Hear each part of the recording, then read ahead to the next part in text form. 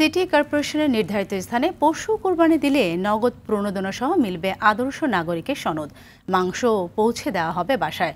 উত্তর সিটি কর্পোরেশনে এমন অফারের পরও রাজধানীর বেশিরভাগ মানুষকে নিজ বাসার সামনে কিংবা অলিগলিতে কোরবানি দিতে দেখা গেছে।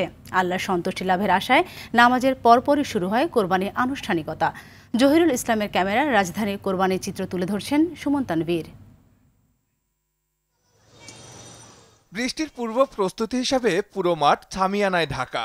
বাসায় মাংস পৌঁছে দেওয়ার জন্য প্রস্তুত রাখা হয়েছে সারি সারি ভ্যান, আছে প্রণোদনার ব্যবস্থাও। তারপরও যাদের জন্য রাজধানীর মিরপুরের প্যারিস রোড সংলগ্ন এ মাঠে উত্তর সিটি কর্পোরেশনের এত আয়োজন, তাদেরই দেখা নেই।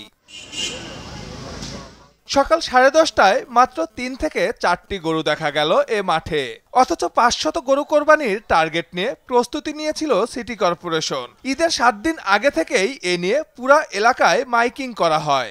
আমরা বলেছি যে প্রত্যেককে আসলে প্রণোদনা দেবে 1000 টাকা। আমাদের উদ্যোগে আমরা তার বাসায় মাংস পৌঁছে দেব। সবাইকে একটা করে 8 ফিট বাই 8 ফিট ত্রিপাল দিব। তো দীর্ঘদিন অনিয়মে চলতে চলতে নিয়মকে ভাঙতে ভাঙতে অভ্যস্ত হয়ে গেছে। ইনশাল্লাহ আমরা চেষ্টা করি। তবে যে কয়জন এমন আয়োজনে শরিক হয়েছিলেন তারা জানালেন সন্তুষ্টির কথা। আমি এখানে সবকিছু পানি পেয়েছি, ড্রিঙ্কস পেয়েছি, খোলা জায়গা পেয়েছি, পলিথিন পেয়েছি, মানে যখন যেটা আমি বলেছি যে আমার ব্যাগ 2টা লাগবে ভুঁড়ির ময়লা ফেলার জন্য, কোনো আপত্তি করে নাই। আসলে আমাদের এলাকাতে অনেক মাইকিং করা হয়েছে 2-3 দিন আগের থেকে, তো ওইটা দেখেই আমরা উদ্বুদ্ধ হয়েছি। এটা সম্পূর্ণ একটি সরকারের নতুন কার্যক্রম, তো আমাদের কাছে অত্যন্ত জিনিসটা ভালো লাগছে। সকালে নামাজের পর থেকেই রাজধানীর বিভিন্ন অলিগলি ও বাসার সামনে শুরু হয়ে যায় পশু কোরবানি। পরিবারের সবাইকে নিয়ে নিজ বাসার সামনে কোরবানি দেওয়াকে বেশি আনন্দদায়ক মনে করেন বাসিন্দারা। তুলে ধরেন সিটি কর্পোরেশনের নানা সীমাবদ্ধতার কথাও। এখন যেখানে স্লটার সেন্টারটা করছে, সেই সেন্টারটা মানে অনেক সময় পারিবারিক কারণে বা এই যে আপনার আবহাওয়ার পরিবেশের কারণে অনেকে নিয়ে যাওয়া হয় না।